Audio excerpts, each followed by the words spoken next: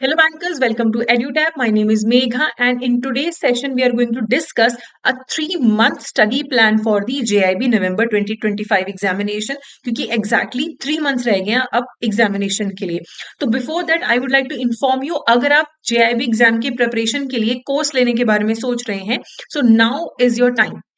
कैसे? क्योंकि अभी एडोटैप का नेवर बिफोर 80% ऑफ का ऑफर चल रहा है। आप हमारी ऑफिशियल वेबसाइट पे जा सकते हैं, वहां पे आप कोड यूज कीजिए कोर्स एनरोलमेंट के टाइम पे 1 टाइम 80। चाहे आप मास्टर कोर्स में एनरोल करें चाहे लाइव क्रैश कोर्स में एनरोल कर रहे हैं तो 80% आप अवेल कर सकते हैं। चलिए अब हम बात करते हैं 3 मंथ स्टडी प्लान के बारे में। देखिए रजिस्ट्रेशन तो स्टार्ट हो चुका है, जल्दी से जल्दी रजिस्टर करिए।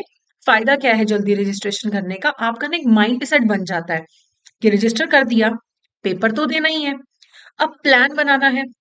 देखो आपका ना एक लॉन्ग टर्म प्लान होना चाहिए कि ओवरऑल 3 महीने में मैं कैसे प्रिपेयर करूंगा, हर वीक मुझे क्या क्या पढ़ाई करनी है और डेली मुझे कितनी पढ़ाई करनी है, ये आपका प्लान होना चाहिए। अगर आप नॉन कॉमर्स बैकग्राउंड से हैं तो प्लीज स्टार्ट करिए विद एएफएम। अगर आप कॉमर्स बैकग्राउंड से आपको एएफएम की जानकारी है, फिर जो एग्जाम का तरीका है कि आईएफएस फिर पीपीबी फिर एएफएम और फिर आरबीडब्ल्यूएम, इस तरीके से तैयारी करिए। एएफएम और पीपीबी के बीच में गैप नहीं है तो इनको अच्छे से पहले ही तैयार करिए, उस टाइम पे रिवीजन का टाइम नहीं मिलेगा। अब आप कम से कम 2 घंटे दीजिए दिन में जो आपके वीक डेज हैं, और वीकेंड्स पे आप दीजिए 4 घंटे। ठीक है, तो आप कुछ सैटरडेज आपके ऑफ होते हैं, कुछ नहीं होते हैं। अगर आपके सैटरडेज कोई ऑफ नहीं है एक वीक में तो 6 दिन आपको 2-2 घंटे पढ़ना है, 12 घंटे ये हो गए, और जो आपका संडे होगा तब आपने 14 घंटे पढ़ लिया तो 16 घंटे निकल जाएंगे। जिस दिन सैटरडे भी ऑफ है उस दिन 18 घंटे निकल जाएंगे। तो इस तरीके से आप अपना सिलेबस जल्दी कवर कर पाएंगे। तो अगर आप पहले 2 महीने में सिलेबस कवर कर लें, आखिरी महीने एटलीस्ट 15-20 दिन में आप सिर्फ रिवीजन करिए, क्योंकि अगर 2 नवंबर को आईएफएस का पेपर है ना, तो उससे पहले का कम से कम 1 हफ्ता 7 दिन आप सिर्फ आईएफएस की पढ़ाई करेंगे। तो इस चीज पे आपको जरूर ध्यान देना है। देखिए अभी आपको लग रहा है कि अरे कुछ नहीं, नवंबर तक तो बहुत टाइम है, रक्षाबंधन आ जाएगा बीच में, दिवाली, दशहरा, करवा चौथ, है ना, बर्थडे, शादियां इस टाइम पे बहुत होते हैं, तो इसलिए वो सारे दिन तो आपके निकल जाएंगे। 15-20 दिन ऐसे जाने वाले हैं आपके, इसलिए उन चीजों को ध्यान में रखते हुए जल्दी प्रिपरेशन स्टार्ट करिए। फिर बाद में जो है दिक्कत होती है प्रिपरेशन करने में, एंड मोमेंट पे फिर आप पैनिक करते हो, फिर आप बर्न आउट हो जाते हो। बर्नआउट तो अवॉइड करना है। अगर आप सिर्फ आखिरी के 15 दिन में सोचो कि जोश से मैं बस पढ़ाई कर लूंगा, फिर आप दिन रात ऑफिस भी देखना है, फैमिली रिस्पॉन्सिबिलिटीज भी हैं, त्योहार भी आ रहे हैं, तो बर्नआउट हो जाओगे, आपकी नींद नहीं पूरी होगी, आप बीमार होने के चांसेस होते हैं। बीमार हो जाते हो फिर पेपर अच्छा नहीं होता। ठीक है, तो छोटे छोटे स्टेप्स लेके you can take a big leap, rather than कि आप सोचो कि एक ही दिन में मैं 10 घंटे पढ़ाई कर लूं। 10 दिन आप अगर एक एक घंटा पढ़ाई कर लो वो बेटर नहीं है। तो हमें ये करना है, अगर आप 2 घंटे रोज पढ़ते हो, है ना, तो आप वो बेटर है। ठीक है, वो आपके लिए हमेशा बेटर रहेगा कि आप 2 घंटे रोज रोज पढ़ो, कि सिर्फ मैं वीकेंड पे पढ़ लूंगा, मैं एक ही दिन में 10 घंटे पढ़ाई कर लूंगा, वो बेटर नहीं रहेगा। ओके, और अच्छे से पढ़ाई करो 10-15 दिन, फिर अपने आप को रिवॉर्ड करो, मूवी देखने चले जाओ, डिनर पे चले जाओ, अपने आप को रिवॉर्ड करते रहो बीच में, ताकि आप बर्नआउट ना फील करो।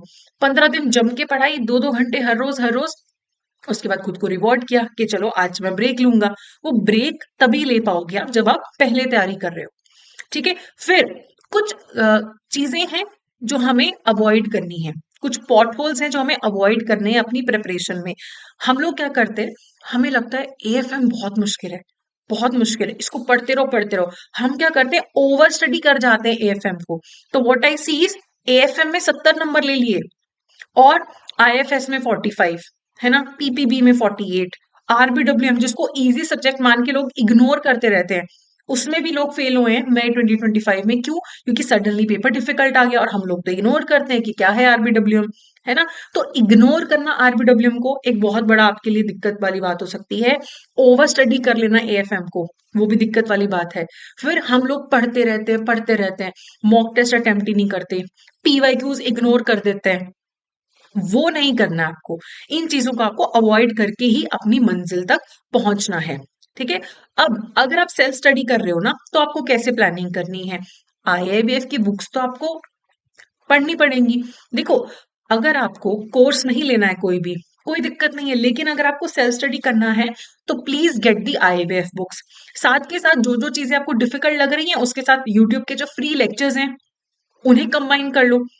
आपका अगर एएफएम वीक है, पीपीपी वीक है, तो बहुत सारे इवन एडुटैप के बहुत सारे फ्री रिसोर्सेज हैं, संकल्प सीरीज स्टार्ट हो रही है, उनके साथ आप कंबाइन करके अपना प्लानिंग करिए। इसे मैराथन की तरह लीजिए, ना कि स्प्रिंट की तरह कि एक ही दिन में या आखिरी के 10 दिन में पढ़ाई कर लूंगा। That is not the right approach. ठीक है, लोगों का तुक्का लग जाता है, लेकिन तुक्का क्यों लगाना है? क्यों हमें लक पे डिपेंडेंट रहना है ना? हम रोज थोड़ा थोड़ा पढ़ाई कर ले। नॉलेज के लिए भी पढ़ाई करिए। जब आप नॉलेज के लिए पढ़ाई करोगे ना, तब आपका पेपर जरूर क्लियर होगा। एक एक डेढ़ डेढ़ घंटा पढ़ाई करो, उसे एंजॉय करो। एंड में पैनिक होके पढ़ोगे, पेपर देते हुए पैनिक करोगे, रात रात तक मैराथन की रिवीजन करोगे बैठ के। ओके, तो स्प्रिंट की तरह मत लीजिए, आराम आराम से प्रिपरेशन करिए। अब आपको जो अपना स्टडी प्लान बनाना है, डेली का, वीकली का, मंथली, लॉन्ग टर्म का आपको प्लान बनाना है। अब देखिए, आपको जब भी प्रिपरेशन करनी है, सबसे पहले आपको मैं इंपॉर्टेंट टॉपिक्स की लिस्ट बता दूंगी कि आपको ये वाले जो टॉपिक्स हैं इनको प्रायोरिटी पे करना है। इंडियन इकोनॉमी और इंडियन फाइनेंशियल सिस्टम के 4 मॉड्यूल हैं, जिसमें से डी मॉड्यूल बहुत ज्यादा इंपॉर्टेंट है। अब आप रादर देन के सारा सिलेबस करें, बेटर तो रहता है कि पूरा सिलेबस कवर कर लीजिए, लेकिन उसमें से भी अगर आप सेल्फ स्टडी कर रहे हैं तो सबसे पहले इंपॉर्टेंट टॉपिक्स को कवर करिए। तो आप ना इस सेशन का जो पीडीएफ है आपको टेलीग्राम चैनल पे मिल जाएगा। तो आपने क्या करना है, ए मॉड्यूल आईएफएस का खोलोगे, ये जो मैंने आपको रेड में मार्क कर रखे हैं, रेडिश मरून में मार्क कर रखे हैं, इन चैप्टर्स पे आपको ज्यादा एम्फेसिस देना है। और इनको कवर करने में लगभग आपको 7 घंटे लगेंगे, इस मॉड्यूल को कवर करने में, इंपॉर्टेंट चीजों को करने में। और आईएबीएफ की बुक में जो आपको कीवर्ड्स दे रखे हैं, जो एमसीक्यूज दे रखे हैं, समरी दे रखी है चैप्टर की, उनको जरूर पढ़िएगा, प्रीवियस ईयर क्वेश्चन जरूर करिए। ठीक है, उसके बाद जब आप करेंगे मॉड्यूल बी, उसके इंपॉर्टेंट चैप्टर्स अगर आपको करने हैं, मैं सिर्फ ये नहीं कह रही कि पूरा मॉड्यूल आप 5 घंटे में कर लोगे, नहीं, जो इंपॉर्टेंट चैप्टर्स है ना वो आप 5 घंटे में कर लोगे। तो लगभग आपको 2-2 ढाई-ढाई घंटे लगा के 2-3 दिन में आपका बी मॉड्यूल खत्म हो जाएगा। उसके बाद जब आप सी मॉड्यूल करेंगे, सी मॉड्यूल के इंपॉर्टेंट चैप्टर्स करने में आपको मिनिमम 6 आवर्स लगेंगे। तो ये जो हाईलाइटेड आपको चैप्टर्स नजर आ रहे हैं, चाहे आप स्क्रीनशॉट ले लो, इनको आपको बिल्कुल भी छोड़ के नहीं जाना है, इनको प्रायोरिटी पे करना है, बचे हुए टाइम में बाकी चैप्टर्स करने हैं। ठीक है, डी मॉड्यूल के इंपॉर्टेंट चैप्टर्स करने में कम से कम 12 घंटे लगेंगे। मेजर पेपर यहां से आता है, तो merchant banking, derivative marking, factoring, venture capital, काफी नई चीजें हैं। ठीक है, तो पूरा डी मॉड्यूल भी थोड़ा सा लंबा ही है, तो इनको आपको टाइम देके पढ़ना है। तो अभी आपको आईएफएस में जो एक मैं आपको टिप देना चाहती हूँ वो यही है कि फैक्ट्स बहुत सारे हैं, बार बार फैक्ट्स को गो थ्रू करो, उनको मल्टीपल टाइम्स रिवाइज करो। ये आपके प्लान में शामिल होना चाहिए। मैं आपको एग्जैक्ट प्लान नहीं दे सकती हूँ, क्योंकि हर पर्सन का ट्रैवलिंग टाइम, किसी का 2-2 घंटे है, किसी का बिल्कुल बगल में ही है ऑफिस। तो आप अपने हिसाब से डिसाइड करिए। आपको सुबह, मेरे हिसाब से तो बेस्ट रहता है कि टाइम पे सो जाओ, सुबह फ्रेश माइंड से उठो, 4 बजे उठो और अपना फ्रेश होके 5 बजे से लेके 7 बजे तक, 4:30 से 6:30 बजे तक 2 घंटे लगा लिए दिन भर। फिर आप अपने हिसाब से, आपके माइंड में एक तो वो चलता रहेगा जो आपने पढ़ा है, आप अपने माइंड में उसको रिफ्रेश करते रहोगे। तो इस तरीके से आपको टाइम देना है। और वीकेंड पे, संडे को सब कुछ रिवाइज, संडे रिवीजन के लिए रख लो कि 4 घंटे में मैं सब कुछ रिवाइज कर लूंगा, कोई मॉक भी दे दूंगा या एमसीक्यूज अटेम्प्ट कर लूंगा। फिर अगर पीपीपी की बात करें, तो पीपीपी में ए और बी मॉड्यूल में से आपका 70% पेपर आता है। इसमें भी जो आपको मैंने रेड में मार्क करके दिए है ना, वो आपको करना है। तो ए मॉड्यूल में से काफी सारे चैप्टर्स हैं, ए मॉड्यूल इतना ही नहीं है, यहां तक ए मॉड्यूल है। तो ये सारे चैप्टर्स आपको इंपॉर्टेंट वाले पार्ट करने में लगभग 12 घंटे लगेंगे, लेकिन you will enjoy module A, क्योंकि इसमें बहुत कुछ ऐसा है जो आप अपनी बैंकिंग लाइफ में करते हो। मॉड्यूल बी की बात करें तो 15 घंटे बोल रही हूँ मैं इंपॉर्टेंट चीजें करने में। क्यों? क्योंकि देखो, जैसे ये आपका असेसमेंट करते हैं जब हम वर्किंग कैपिटल का, उसमें न्यूमेरिकल्स आता है, तो न्यूमेरिकल भी आपको थोड़े बहुत तो करने हैं, किसान क्रेडिट कार्ड का, डेट सर्विस कवरेज रेशो का, एनपीए का।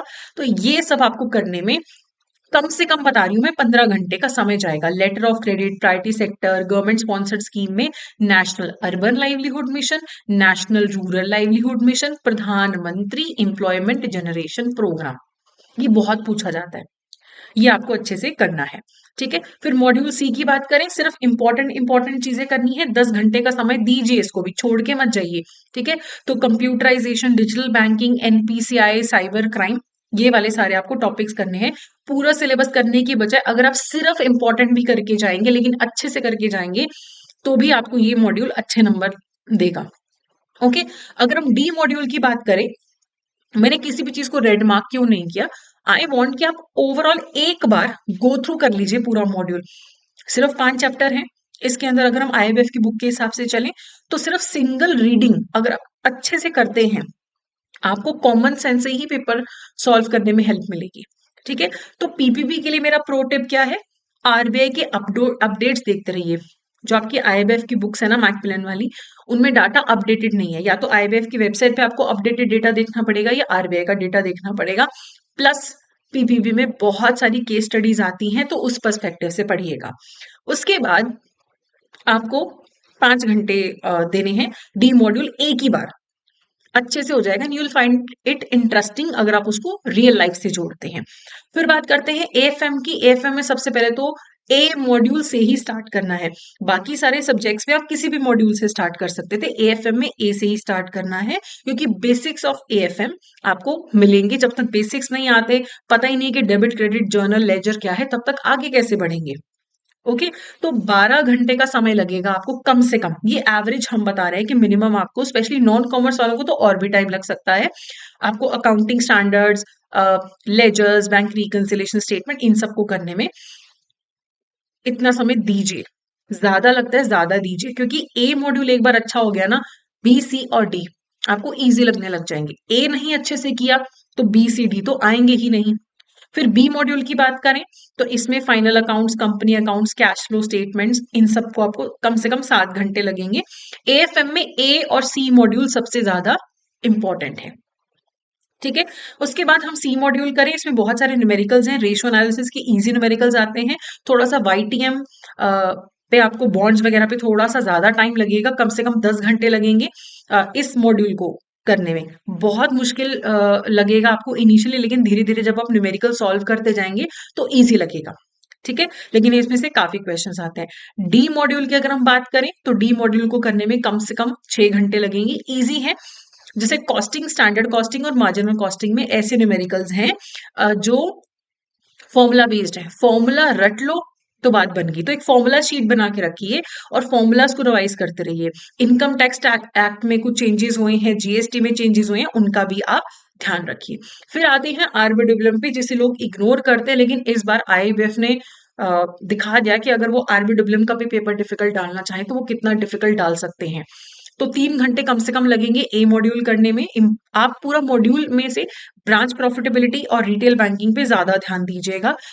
इस सब्जेक्ट में आपको बी मॉड्यूल पे ज्यादा फोकस करना है, तो इसीलिए देखिए बी मॉड्यूल करने में आपको 8 घंटे लग रहे हैं। ओवरऑल सबसे कम टाइम आरबीडब्ल्यू में लगता है, लेकिन इग्नोर नहीं करना है। तो इस अगेन जो रेड में मार्क्ड है, इनको आपको डिटेल में करना है। अगेन पीडीएफ आपको टेलीग्राम चैनल पे मिल जाएगा। सी मॉड्यूल की बात करें तो marketing, delivery channels in retail banking, delivery model, service standards, ये आपको अच्छे से करना है।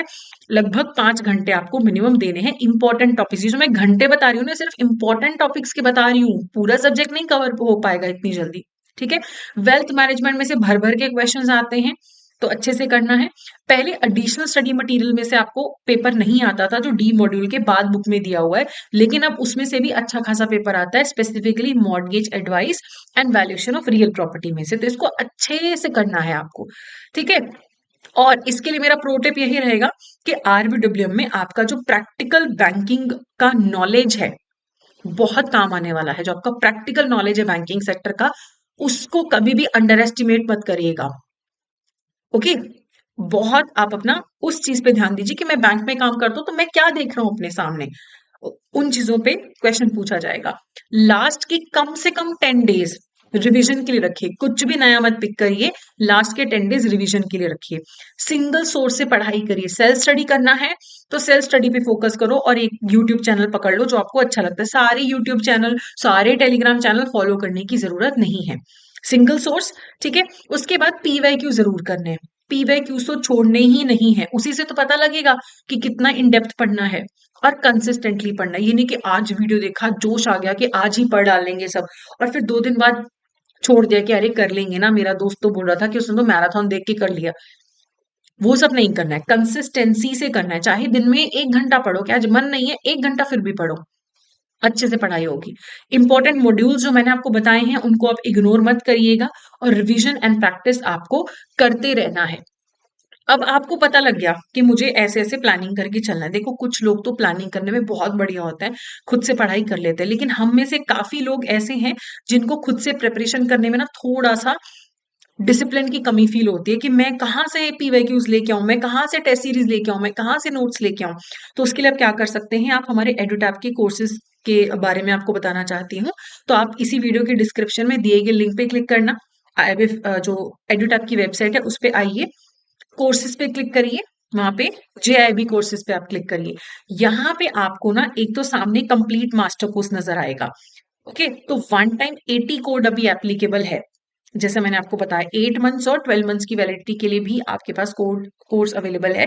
तो इसमें आपको डिटेल्ड रिकॉर्डिंग्स मिलेंगी, एग्जाम से जस्ट पहले लाइव क्लासेस होंगी रिवीजन के लिए, नोट्स है, टेस्ट सीरीज मिलेंगी, चैप्टर वाइज एमसीक्यूज मिलेंगे, प्रीवियस ईयर क्वेश्चंस भी मिलेंगे आपको। आपको कहीं और जाने की जरूरत नहीं है, ये एक वन स्टॉप सोल्यूशन है आपके लिए।